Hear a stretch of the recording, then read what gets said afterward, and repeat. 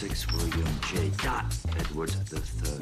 So I have perfect recall. Oh, even I was surprised by the whole Bitcoin thing. It's not my fault his wallet wasn't encoded. So I considered taking his Bitcoin an act of God, if you will. Delivering kills. A quick search showed Cicada 330. It finds information hidden between the image's data. What kind of... A code pointed to chapter, line word, and letter. Halo guys, selamat datang kembali di channel BroViewMax. Masih bersama saya Stephen yang akan menjelaskan alur cerita filmnya. Kali ini saya akan menjelaskan alur cerita film yang berjudul Dark Web Cicada. Film ini menceritakan hacker Connor, teman baiknya Evie, dan pustakawan yang licik yang menemukan diri mereka di atas kepala mereka ketika dipaksa untuk bersaing dalam gelap web rahasia masyarakat global permainan perekrutan. Tanpa terlalu panjang menjelaskan di awal yang nantinya malah jadi spoiler, langsung saja. Sebelum masuk ke ceritanya seperti biasa, siapkan apa? Ya tentunya Kopai dan Udbray untuk menemani kalian dalam menonton alur cerita film ini. Dan sekarang kita masuk intro.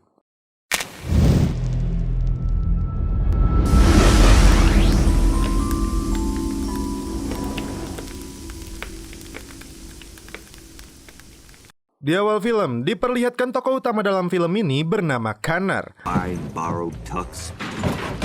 When I remembered I hadn't checked my email, so I log out just to make sure I didn't leave any private information on someone else's desktop. Serotonin levels were like 300%, for real. Anyway, next thing you know, completely caught off guard.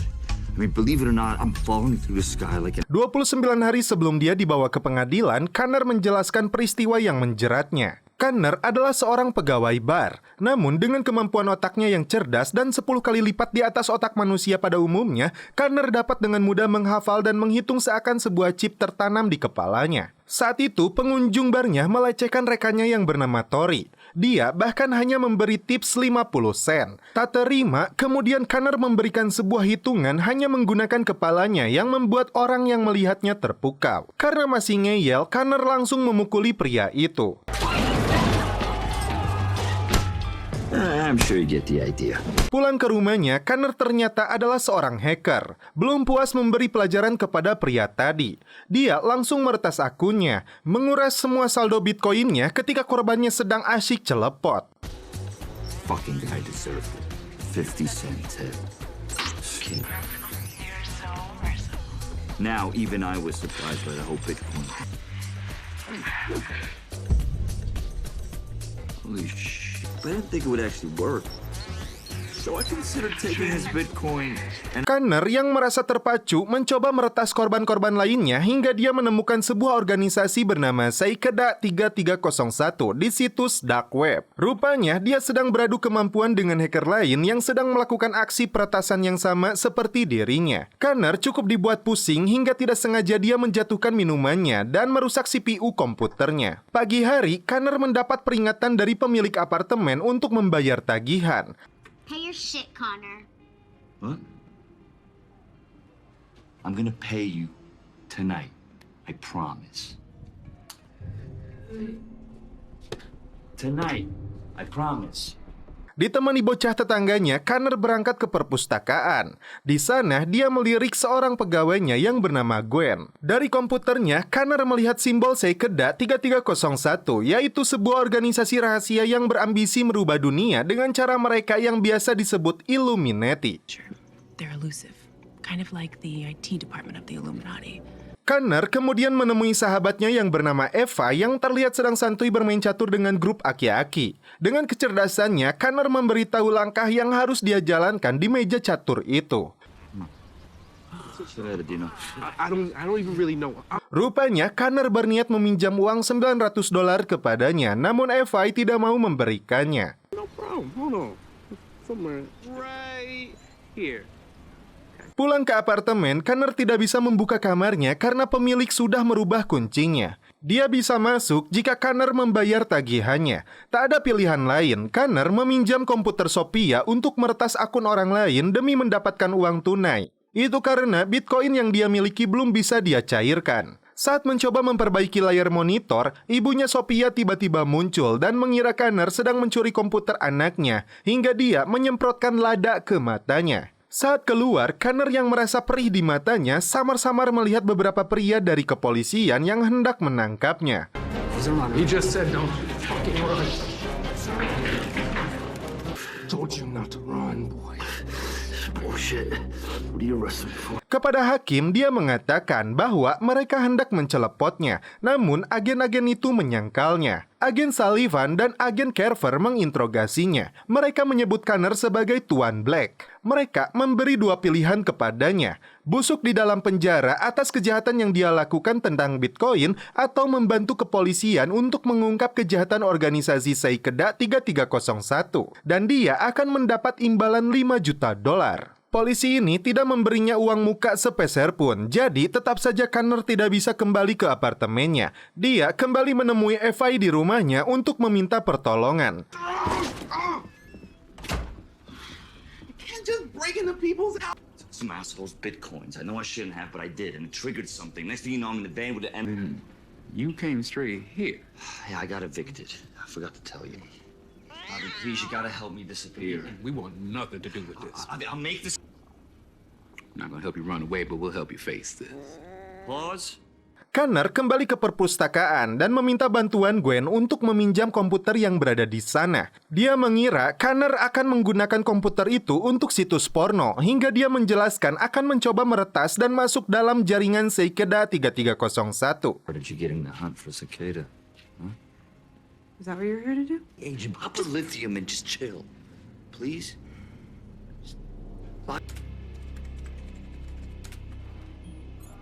Don't even think of asking me for. You again. Fuck. The zero tolerance policy for sour wine, so the hardware was safe. The bad, it finds information hidden between the image's data. What kind of information? This wasn't gonna be over anytime soon.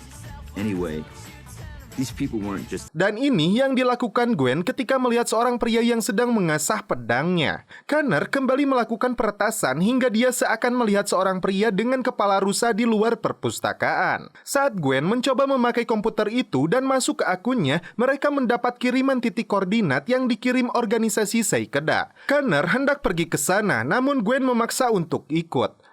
What? Dalam perjalanan, sebuah mobil hampir menabrak mereka. Never said I had a girlfriend.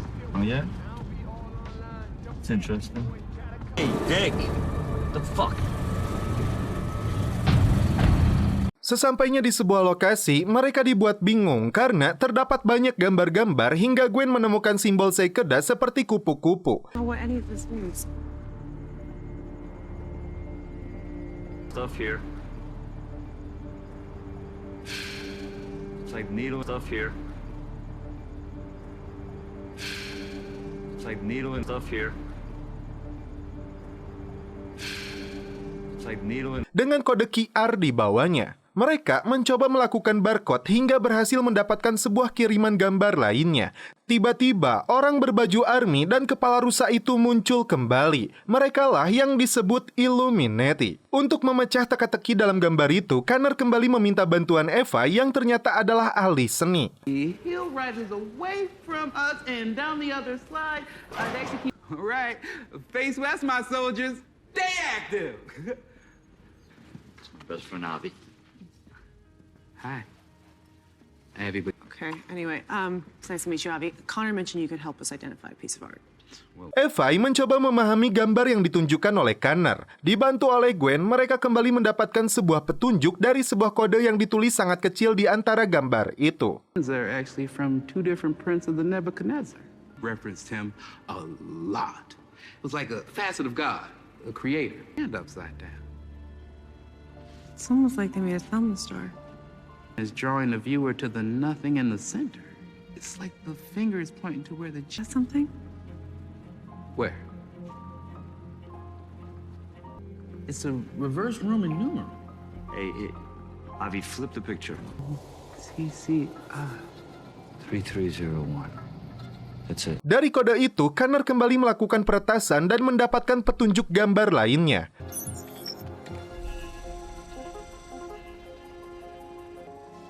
Look at that.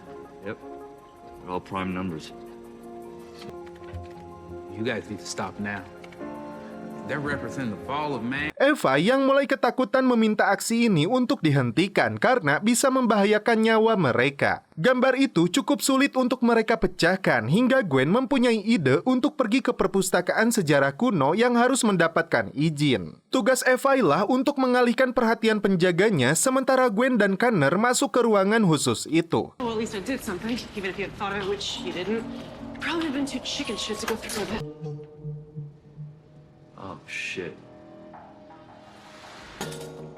Let's know. Anything?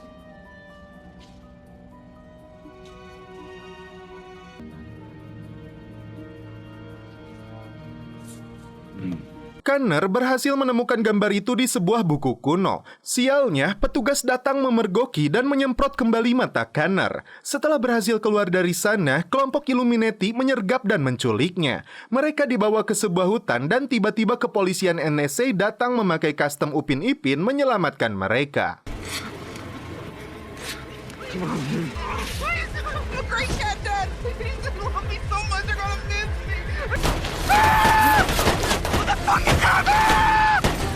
Wanted to steal the page we took from the tome and bury us. We'll take your accounts and get you on your way soon.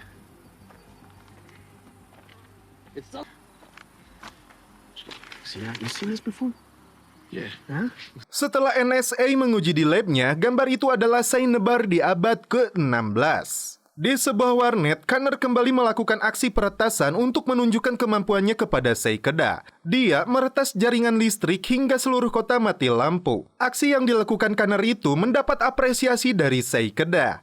Dia kembali menemui Eva dan Gwen bahwa dia telah diterima menjadi anggota Seikeda. Dia berniat untuk pamit karena orang yang terlibat dengan permainan ini akan menghilang untuk selamanya. Namun ternyata Eva dan Gwen bertekad untuk membantu mengungkap jaringan ini. Mereka bertiga terbang ke Oz. Mereka datang ke sebuah pesta.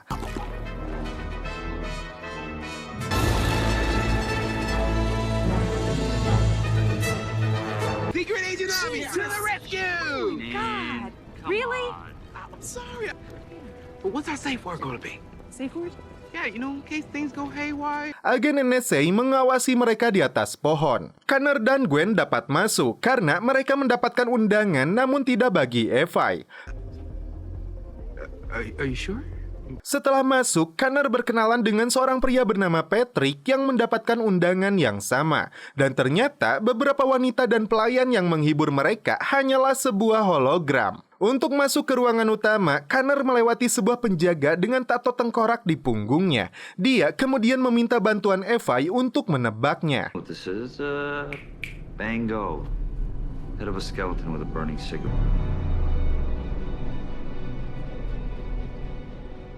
Di luar, Eva mendapat godaan dari seorang wanita, sedangkan Connor mendapatkan pemandangan dunia celepot yang menjadi ujian untuk dia selanjutnya. Pimpinan kelompok Seikeda akhirnya menampakkan dirinya dan dia adalah Phillips Dubois. That we may be reminded that it is not the crucible of our liberated consciousness! Seorang wanita tampak menggoda Connor, namun dia memilih untuk mengejar Phillips.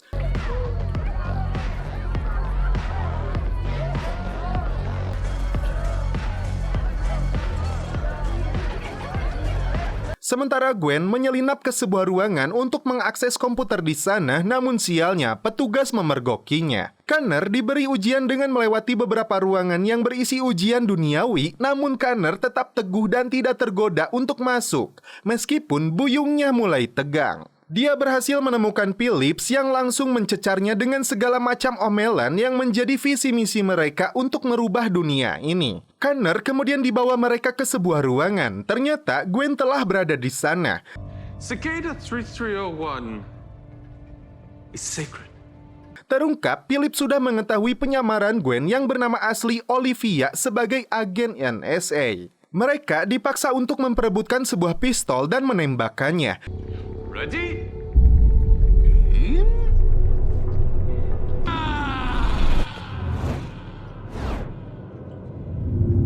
Tiba-tiba, ruangan menjadi gelap dan terdengar beberapa tembakan.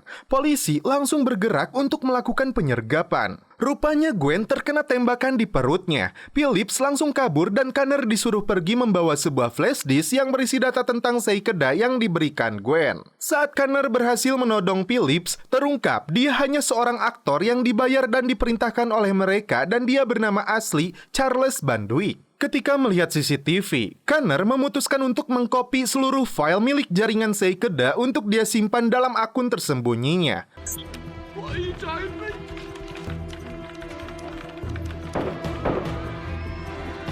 Shit, no one can find it. Alright, fine. That's it. On! Saat polisi berhasil mendobrak masuk, Connor langsung melompat keluar. Namun naas, si Phillips ditembak hingga tewas oleh dua agen koplak ini. Kembali ke pengadilan, tiba-tiba handphone milik hakim dan agen NSA berbunyi. Mereka menerima pesan dari bot yang telah diretas sebelumnya oleh Connor. Dokumen rahasia negara akan segera bocor, dan Connor menginginkan $1 juta untuk setiap batch yang tidak ingin dirilis. Keamanan negara sekarang berada di tangan mereka. Dan kedua, dia meminta sahabatnya Evai untuk dibebaskan dari penjara. Dia tidak ingin lagi membahas tentang Seikeda 3301 karena menurutnya mereka mungkin bermanfaat untuk keseimbangan dunia ini. Di akhir film, Connor kembali ke barnya berkumpul dengan Evai dan pacar barunya. Dia juga mendapat sebuah pesan dari Gwen. Dan setelah itu film pun berakhir. Oke guys, bagaimana menurut kalian alur cerita film dari Dark Web Seikeda 3301 ini? Menurut saya ini film yang menyenangkan, akting yang bagus dengan komedi ringan, akting segar dan chemistry yang baik antara aktor yang menyenangkan, bahkan agen NSA yang agak bodoh di sini. Saya bersenang-senang menontonnya, beberapa matematika, beberapa peretasan, beberapa hal kripto, dan beberapa teka-teki membuatnya juga culun. Namun, ini film bukan untuk anak-anak kecil karena terdapatnya bahasa yang kuat dan beberapa humor dewasa. Dan terdapat juga sebuah cangkir berisi kopai di hadapan saya. Suruput dulu.